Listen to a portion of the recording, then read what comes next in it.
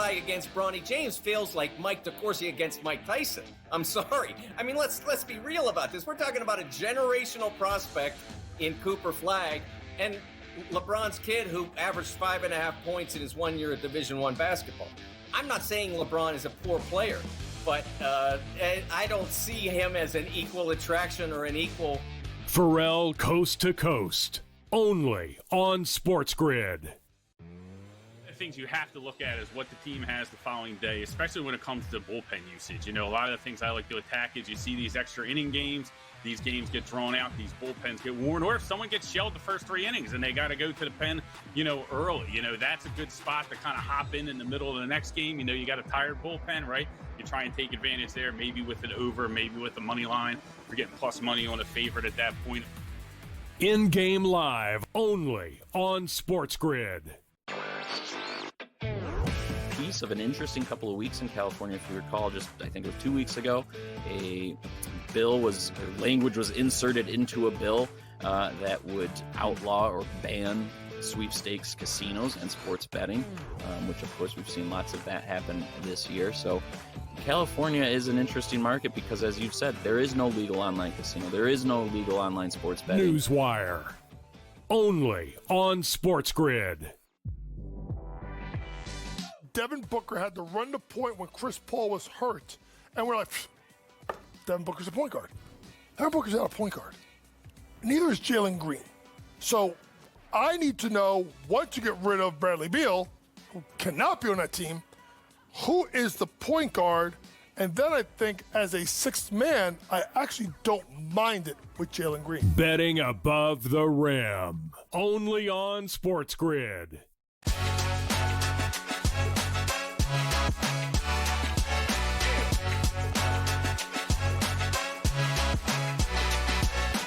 OKC is spending $530 million to lock up their championship core, plus 2 big Angel Reese announcements. Hi, everyone, and welcome to Front Office Sports Today from FOS Studios here in New York City. I'm Baker Machado. And I'm Renee Washington, and thank you guys so much for joining us, as every week they were chatting the biggest stories happening in the business and culture of sports. We also are going to be getting into Apple's reported bid for Formula One media rights a little later, but first, let's jump right into the shoot-around. Yeah, and let's start in the WNBA. After a groin injury sidelined her for the last 4 games, Caitlin Clark was available Wednesday for the Indiana Fever. This just hours after she and Napheesa Collier selected the rosters for the All-Star game that's happening on July the 19th. And with her first pick, Caitlin Clark chose Fever teammate Aaliyah Boston, and Collier selected the Liberty's Breanna Stewart. And Renee, they even traded coaches, as Liberty coach Sandy Brondello, who was originally set to lead Collier's squad, now will coach Clark's team, and Lynx coach Cheryl Reeve, she's going to coach Collier's team. And I like the way that the WNBA rolled this out, because it was fan voting, and whoever had the most fan votes had the chance to be a starter. Of course, for Fee and for Caitlin, the top vote getters, so they were number 1 and 2 in the captains. And then also the coaches that were connected. Cheryl Reeve was supposed to be going to the top voted team, which was Team Clark. Right. But Cheryl Reeve and Caitlin Clark also have a little bit of a beef and some history there. So not only was it a chance to let her reunite with Napheesa Collier, but also for Caitlin to say, no, I don't want you to coach me. But I like how they said, I don't know if this is allowed for the WNBA or the ESPN, but we're doing it. And Malika Andrews, who did a great job hosting, was like, sure, green light to go. And this is just a fun way to kick off the countdown to the All-Star week. Well, and meanwhile, Angel Reese was selected by Napheesa Collier's team, and she, by the way, big business Angel Reese, as the Sky All-Star announced her first signature shoe with Reebok, the Angel Reese ones. These will all arrive really soon. But that's not all. She's also the cover athlete for the NBA 2K26 WNBA edition, and she's wearing her new signature shoe on the cover, which is amazing. The timing is great. She's setting WNBA records for her most consecutive games with 15-plus rebounds. She's got Me Bounds also that she's branded to have proceeds go towards cyberbullying. And as you mentioned, now she drops her signature shoe. Now, when she signed that multi-year extension with Reebok last year, Shaq and Allen Iverson, as the leaders of Reebok on the basketball side since 2023 now, really wanted to encourage her and allow her a chance to have a signature shoe. So I love that we're seeing it's supposed to be like tentatively launched as soon as maybe this fall, but then we're going to get it officially in 2026. And then for her, Carmelo Anthony and Shai Gilgeous-Alexander to be on the cover of 2K26 for the NBA, WNBA, and Superstar editions. chef's kiss, just the icing on the cake. So what a time for now two-time All-Star Angel Reese. Yeah, who's also, by the way, playing really good basketball over the last couple of weeks. Well, after announcing they'd be the first historically black college to launch a hockey program, Tennessee State is reportedly postponing their inaugural season. This was scheduled for this year. They're now going to do this in the 2026-2027 season. Now, back in 2024, the school said it was in a financial emergency. This after budget mismanagement threatened the school's very existence, and it prompted leadership turnover, and Renee had even left the athletic program, basically the status of it all up in the air.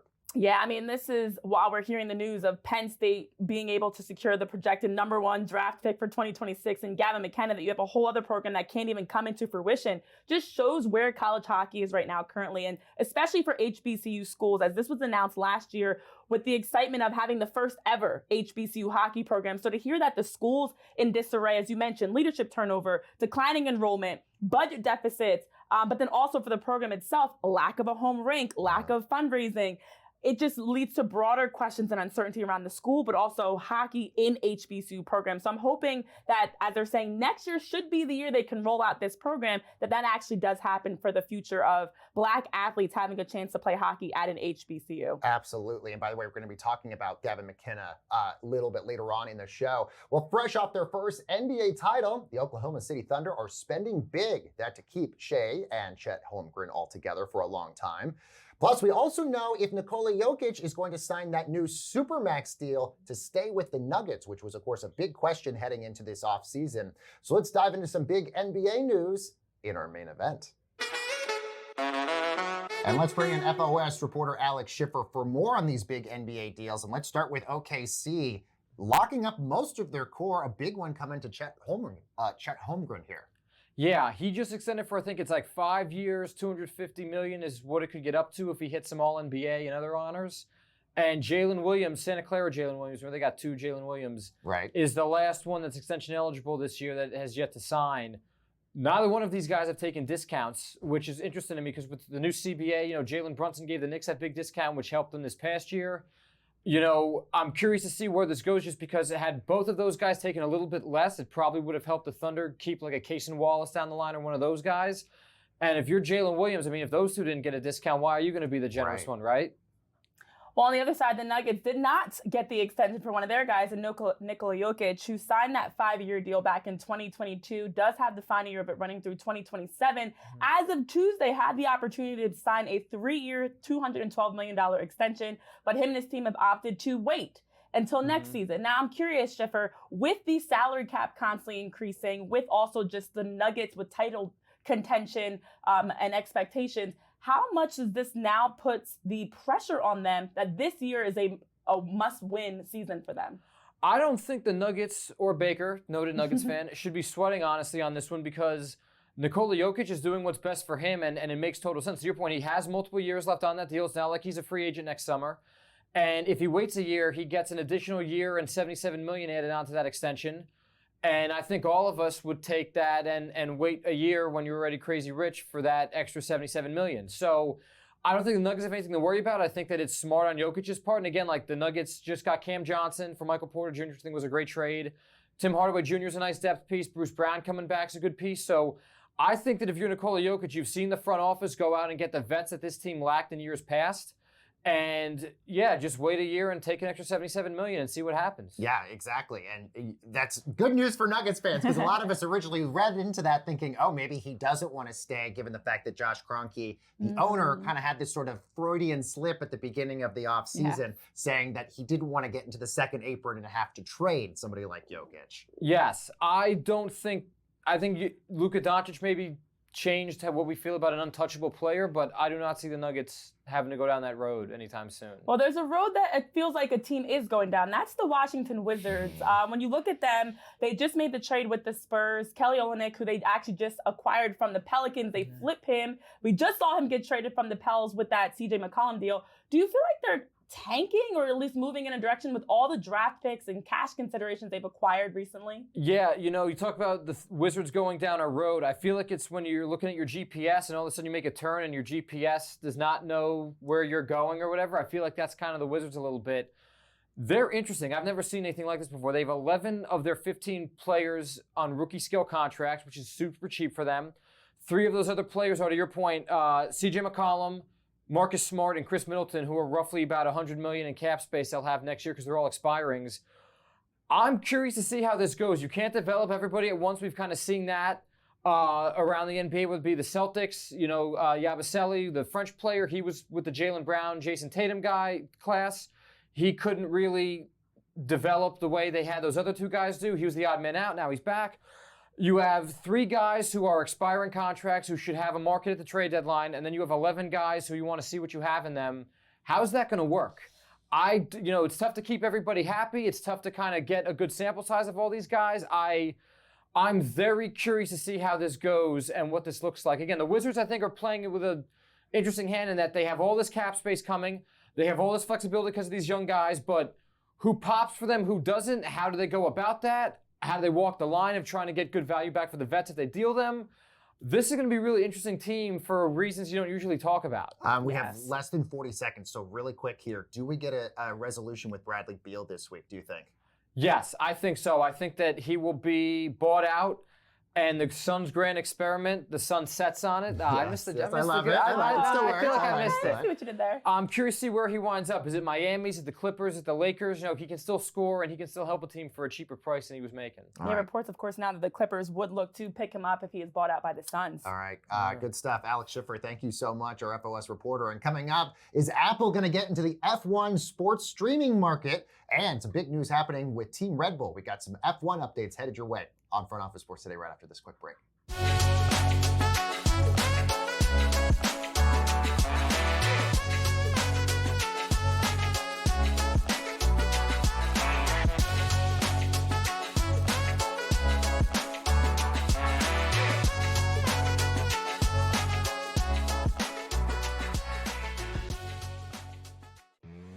That is the idea. It really is for in-game live. You said it. The home team, who's a double-digit or close to it anyway, favorite, and get off to a bad start and actually have them trailing by 5, 6, 7 to the point where you get it at pick'em. And I don't know how many times. I'd like to know a stat of how many times a team that's been favored by double digits, trailed by double digits, and actually won the game. I bet it's a lot. In-game live only on SportsGrid. You've got issues up and down here. The bullpen is falling apart, to put it nicely. And have you seen the schedule for the Yankees for the rest of the month of July here? We have Seattle, then we have the Cubs, then you have Atlanta, then you have Toronto again in Toronto. That really didn't go all that well this week. And then you have Philadelphia and Tampa. Good luck to the Yankees in July here. Pharrell Coast to Coast, only on SportsGrid.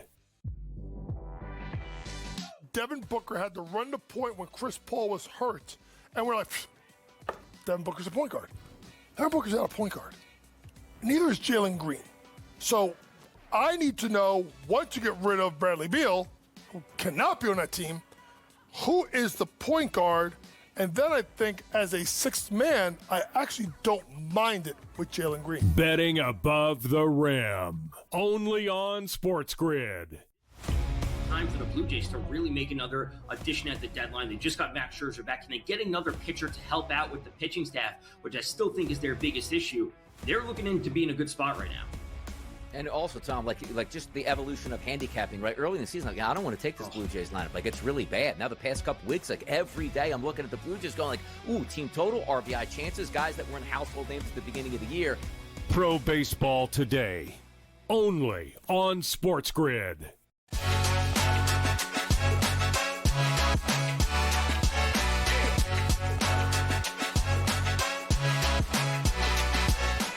And welcome back, everyone, to Front Office Sports Today with Renee Washington and Baker Machado, and a lot of F1 news to get to, including a big shakeup over at Team Red Bull. Plus, Apple reportedly is interested in getting the rights to F1 races. So let's bring in, live from San Francisco with us, tech and F1 commentator Tony Cowan-Brown. Tony, thank you so much for joining us. Let's start with the big news with Red Bull. Christian Horner sacked by Red Bull after 20 years as the team principal. Just how big of a deal is this?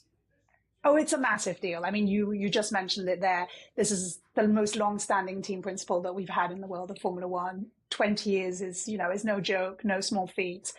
Definitely a result of, I think, a tumultuous last 18 months in the world of Formula One. But I think anyone who tells you this didn't come out of the blue is lying to you. I think this was a shock to almost everyone, and it feels a little bit like a scramble. But you mentioned it. So Christian Horner has been removed from his role, both as Red Bull CEO and as the team principal of the team. He was told apparently on Tuesday evening that he was getting the sack. And interestingly enough, and this feels important, he was given apparently no reason as to why he was going. And we can come back to that in a minute. What's also worth noting, there's 3 other things. We've had 2 other senior departures that have accompanied Christian Horner, basically also being relieved of their duties. That's the group CMO and the group CCO. So the Chief Marketing Officer and Chief Commercial Officer, Oliver Hughes, and also the group's Director of Communications, someone called Paul Smith. Those are not the stories, but it is interesting to note that it's a bunch of people that have been told basically their time is up. And then the 2 other pieces tied to that is, we now have Laurent Mekies, who's set to replace Christian Horner. But there's an interesting twist here. He was named as Christian Horner's successor as Red Bull Racing CEO, but there was no mention of him being team principal. Now, it goes without saying that if he's now the CEO of Red Bull Racing, he is the team principal, but I think that's something worth keeping an eye out for. And then obviously we also have Alan Permane, who is replacing Mekies as Red Bull Racing team principal. And there's a whole conversation here, but I'll pause for a second, but there's a whole conversation here about wartime and peacetime CEOs that I think can be really interesting. Yeah, a lot to unpack there, but as we also look, some surprising news in all the right ways. For F1, the movie that stars Brad Pitt has a gross, as of July 7th at least, grossed worldwide around $301.2 million. So for Apple, looking to capitalize off of that success, we now heard they're also challenging ESPN for the media rights for Formula One. How important do you think it is in this time for Formula One to maybe have that shift? Apple already has Major League Baseball's Friday night games. They've got Major League Soccer, and now they're looking to add to their list of sports broadcasts with Formula One. When it rains, it pours. And I like that we've got some interesting news from that perspective as well. It's also interesting that F1, it's worth noting, is somewhat heading into what we call our summer shutdown. And this is the time where all the news sort of bubbles up at the surface. We've had, interestingly enough, I did a prediction, one of my bold predictions for Formula One in 2025 was that I thought Netflix would secure exclusive live broadcasting rights to a select number of Formula One races. And I do think we're going to see more in terms of this kind of broadcasting rights sort of split up. We know that ESPN has had the contract. Their contract is up as of next year. What's been interesting is Formula One, as we know, has become incredibly popular in the American market. We know that Liberty Media has put the US market as one of their big priorities, but the price tag that Formula One is now asking for their broadcasting rights, if you work in the media space, you've heard this sentence said time and time again, which is either this number is way too big or way too small. But right now it feels like it's probably way too big. ESPN has very proactively and openly said they would probably not pay the $180 million that Formula One is asking for. Look, with that kind of price tag, I don't think there's many other people who could bid for it. And it feels like a proper bid for Apple to add to their arsenal. But I'm still dubious if F1's going to get what they are asking for in terms of that price tag. It's going to be fascinating to see what all happens here, but it seems like it would be a great match for the both of them. Tech and F1 commentator Tony Cowan-Brown. Tony, thank you so very much for joining us. No, my pleasure. Thank you for having me.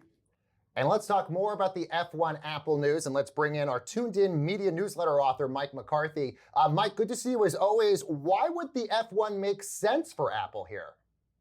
Well, Baker, this is about the biggest no-brainer media bid of all time, right? I mean, Apple just collected $300 million in box office with this Brad Pitt F1 movie. It's their highest-grossing movie ever. And what better way to capitalize that than to get the F1 media rights here in the U.S.? I'm sure Brad would help out some way in promoting the property. And also, I mean, Baker, you've got a classic heavyweight match now. You've got a linear network, ESPN, which has the rights, going up against this rapacious streamer, Apple, that wants the rights. So it is really going to be a heavyweight battle for F1.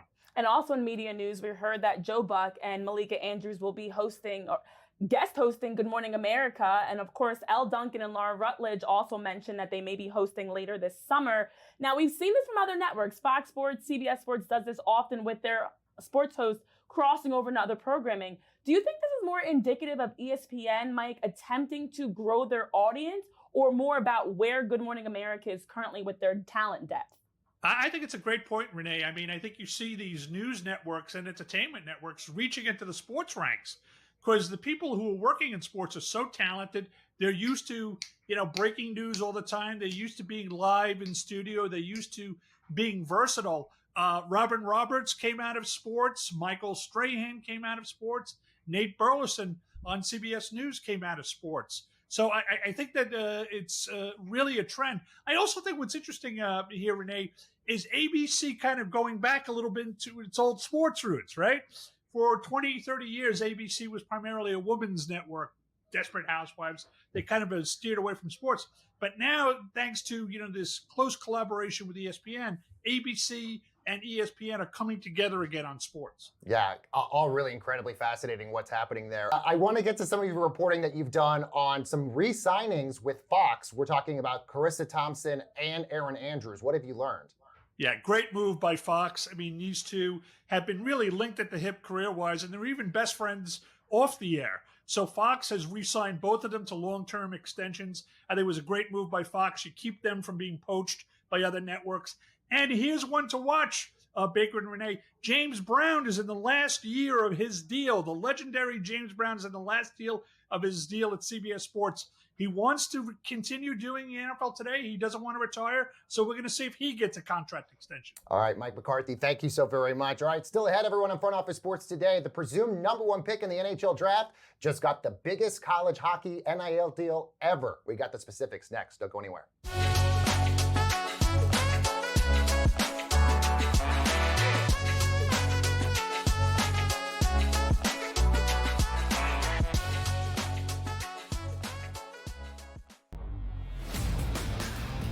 I say you crank that Soldier Boy, right? You Darvish back on the mound. Haven't seen this guy in a minute right now. Yeah, man, crank it, man. Get it going up. Get the high.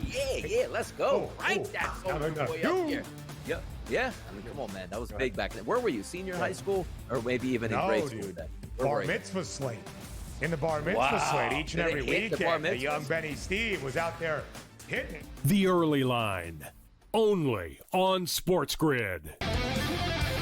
Tony Gwynn had 107 career at-bats against Greg Maddux.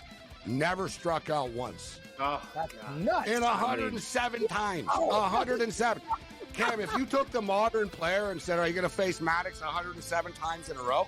Like Vlad Guerrero Jr. and these guys, they'd strike out like 62 times type thing. Exactly. They'd be like 80 times. They'd be like whiffing. Sports Rage tonight. Only on SportsGrid.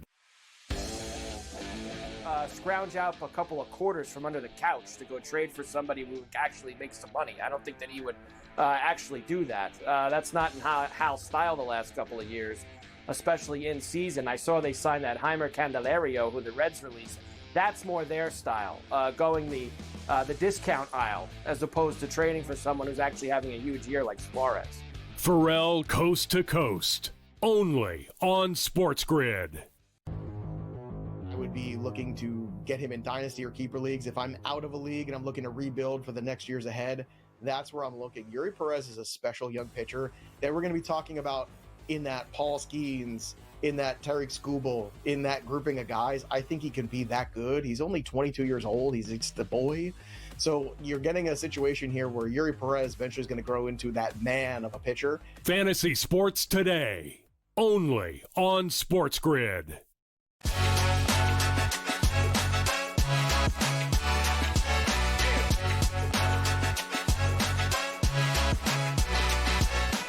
And welcome back, everyone, to Front Office Sports Today with Renee Washington. I'm Baker Machado, and the presumed #1 pick in next year's NHL draft is going to college as 17-year-old Gavin McKenna, who many believe to be one of the best NCAA college hockey players out there, just signed the biggest NIL deal in college hockey history. So to break this all down for us, let's bring in FOS Features Editorial Director, Meredith Turitz. So Meredith, tell us a little bit more about this deal. This is a big deal for the 17-year-old. This is a big deal. The number hasn't been confirmed yet, but we believe it is in the ballpark of about $700,000. And what is so interesting is this is the first year that players in the CHL, the Canadian Hockey League, are eligible to play in the NCAA following an antitrust lawsuit that was filed in August 2024. And so this is, a brand new landscape for players that have been in the CHL that now maybe want to make that jump. And there are two big reasons that they are making that jump. Someone like Gavin McKenna, the first is the play in this league. It reflects the NHL much more. The average age of these players is about 21, 22 versus the CHL, which is about 19. And then number two, it's money. So CHL earnings are a per diem. It's about $600 max versus walking into an NIL deal, $700,000. That's like an allowance, $600. That's crazy. And for Gavin to come off of being the CHL Player of the Year, the third youngest to ever do that behind John Tavares and Sidney Crosby, two very well-known names, he now has a chance to go play college because of that ruling that was overturned in November. I want your thoughts on, since players that are in the CHL are no longer considered pros and now have college eligibility, how does this impact and even help the pipeline for hockey players into the NHL? It changes it. It changes it a lot. So this really kind of declares that the NCAA is the, preferred development pipeline. Again, the game really reflects the NHL more. And so this puts the CHL, I don't know if I would say at a disadvantage, but really it's probably in the second place now. And so, instead of looking at this adversarial relationship between the CHL and the NCAA, all of a sudden maybe there's a partnership kind of opportunity for the CHL to say we breed the best NCAA players. And so it'll be an interesting kind of piece of exposure for them, and also the way the NCAA really wants to be thinking about its talent.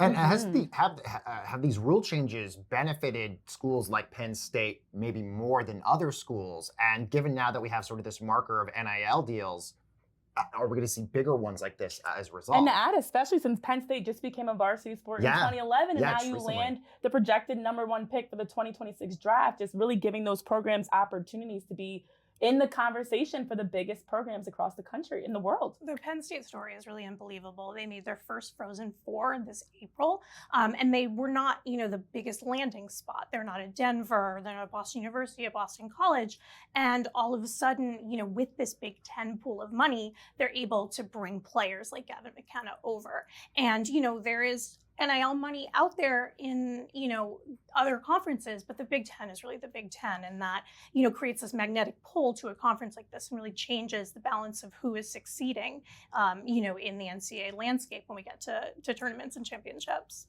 College hockey is behind in general. We have HBCU programs that are still looking to get there first. We have programs like Penn State still looking to take that next step. In the final 30 seconds, what are your thoughts really on the direction college hockey is going?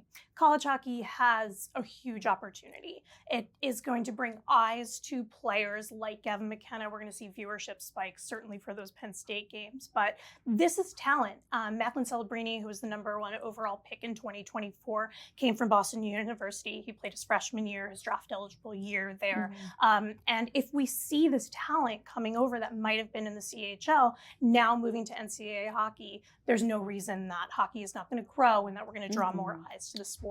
Meredith Turitz, our features editorial director here at FOS. Thank you so much, Meredith. And let's see what's bubbling over at the FOS water cooler. Well, Renee, new Lakers center DeAndre Ayton is pretty excited to be playing with his new teammates, LeBron James and Luka Doncic, saying in his introductory press conference this week that it will be, quote, like playing in a video game. But the quote that actually got the most attention is Ayton heard that Luka has gotten, quote, super ripped in preparation for the upcoming season.